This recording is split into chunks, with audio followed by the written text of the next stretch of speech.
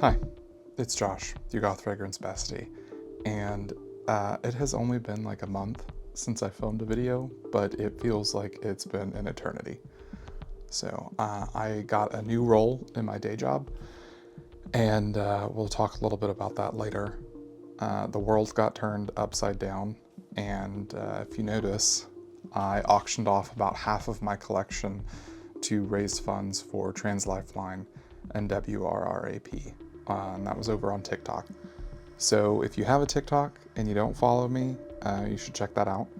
I don't really like using YouTube for short format, so I do actually have different content on 2 different platforms. So October was Goth Fragrance Nightmare, and I didn't really get to cover some of the cool stuff that I got that month, and then this month has just been a blur. Super busy, so I haven't really recorded any videos, even short format, and I'm gonna do my top 10 for November, but it bleeds into some of the stuff that I picked up in October as well. So let's get started. At number 10, we have 100% Magic by Puppet Parfum. Puppet is an indie perfume brand that aims to bring mischief back to perfumery, and she currently has 3 perfumes. 100% Magic is the one that resonated most with me.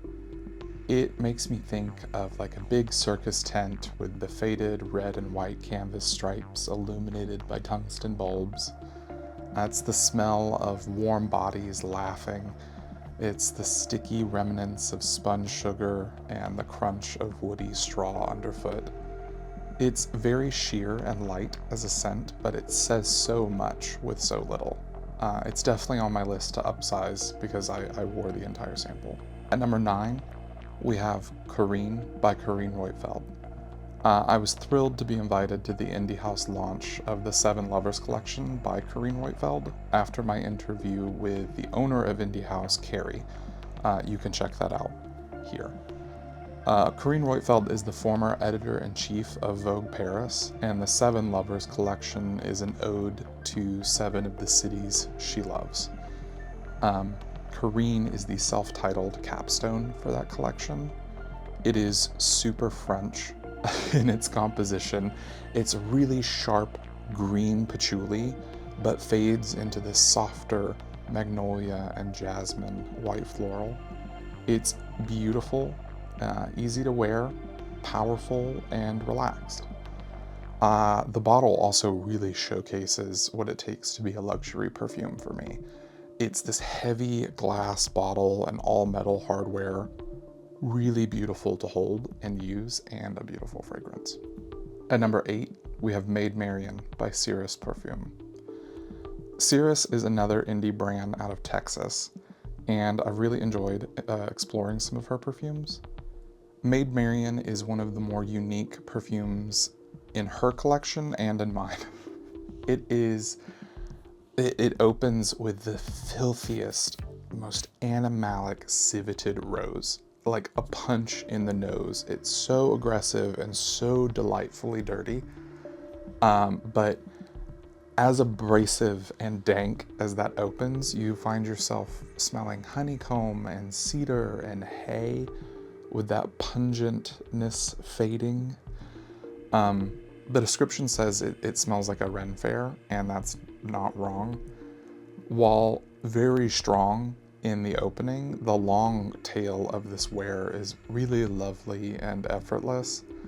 I love both aspects of it, how strong and animalic it is, as well as how easy and lovely it is. And it really shows the finesse that Zoe brings to perfumery.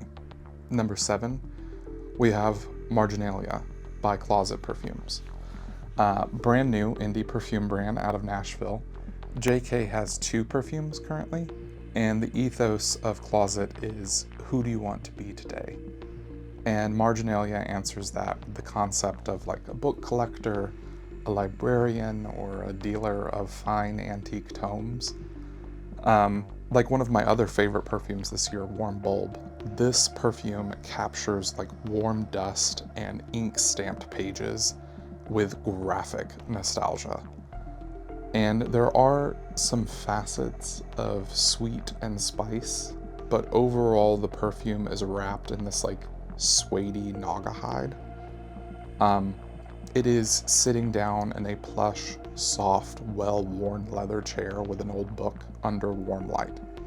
It is really cozy, really lovely, just stunning for a launch perfume.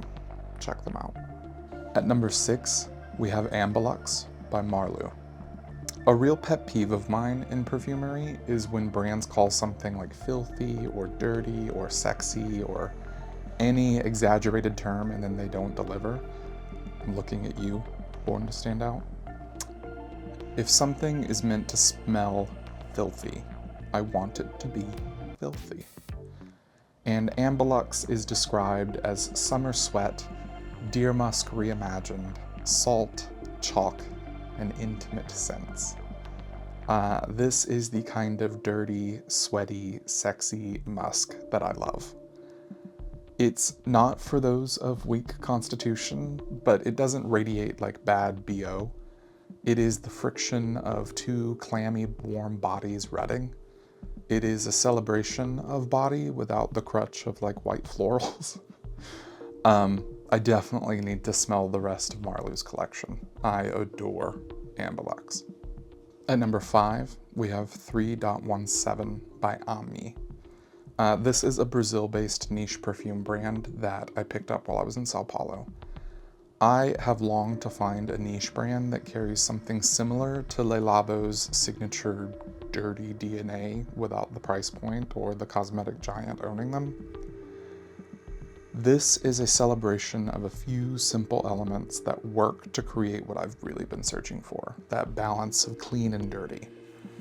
A large portion of this perfume is a classic rose and sandalwood, but the inclusion of these like animalic, sweaty cumin and labdanum elements bring this ruggedness to what would otherwise be just a vintage rose.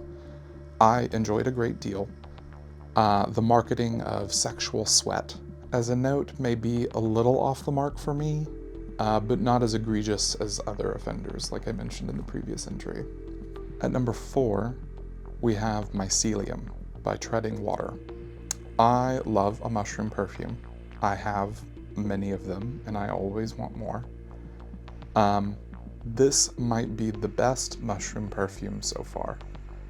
It opens with this fresh, earthy mushrooms bursting forth from like a damp, decaying log. And as that uniquely fungal opening fades, you get this dark, earthy sweetness and wood. It becomes something so comforting, like walking in the wet woods, and I just love it. It is primal and earthy and raw, but very easy to wear. At number 3, we have Nosferatu by Heretic. The original Nosferatu is one of my favorite movies of all time, and I'm really excited to see the new one. So when Heretic teased a collaboration, I pre-ordered it without second thought. This is a blind buy success, where a lot of vampire-themed perfumes rely on the weight of like gothic notes, rose or blood, velvet, smoke. This perfume is an apparition, seemingly always fleeting but omnipresent. It's cool and damp throughout. These facets of lilac and orris dissipated into a petrichor mist as you wander through caves of labdanum and ambergris. It is so incredibly moody while also being very light on the nose. It's really a remarkable composition, even if it weren't for the amazing packaging and branding. I really love that. At number 2, we have Foreshadow by Curatrix. When Curatrix reached out to send me some PR, I was super excited. And when I received the box from them, I actually cried a little bit. They sent me 4 full bottles and samples of the entire collection. So it felt like such a huge gift, and I'm still wearing through all of them to give them their own video. But the Film Noir collection really has a grip on me, as each chapter is 3 fragrances that tell a story via olfaction. I love several of the scents. I like a few of them, and there are a few of them that aren't for me. But all in all, it's been a really solid collection with very high quality perfumes. Foreshadow, in particular, is this stunning, sultry vanilla. The opener of the whole story serves as a phenomenal hook. It's this amazing combination of like musk, pipe tobacco, violet, incense, and vanilla. It has me in a total chokehold. It's really stunning. Like 3 of my sweaters now smell like it. Really, really love that one. Well deserved in my top 2. It has been hard to distill what I've been wearing into a top 10, but my number 1 was clear before I even started putting together my list. At 1, we have Peau by Arquiste. I had like a will they, won't they relationship with this perfume at Indie House. For like a year now, every time I was in the store, I was drawn to this handsome black bottle with the images of Greek statues on it. And it just called to me. And each time I was like, oh, I have so many skin musks, I don't need another one. But really, it is my favorite scent family, and I'm okay owning a bunch of them. This entire middle shelf is now dedicated to my like skin and musk scents. Peau is the story of Hadrian's memory of Antiochus, his dead lover. So to evoke the contours of an idealized body immortalized in stone, this perfume is a salty, peppered musk underpinned by sage, labdanum, and ambergris. It is cool skin after heated intimacy. It is strong and sexy, effortless but bold. It's easily become a go-to fragrance for me, perhaps as close as I can get to a daily driver. It's easily one of the top 10 perfumes in my entire collection. I love it so, so much.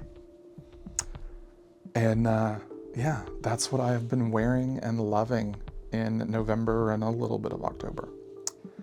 It's getting to be the holiday season, so I hope everyone takes time to see loved ones and to rest. I don't know what Goth Fragrance Bestie or Goth Fragrance Dialogues look like moving forward into the new year. My new job will have me traveling quite extensively, so I will have to evaluate and adjust as needed. But I'll be here in some form. My December interview for Goth Fragrance Dialogues is with John of Refinery in Nashville, so be on the lookout for that in the coming weeks. If you enjoyed this video, like, comment, and subscribe. I'm Josh, your Goth Fragrance Bestie. Happy smelling.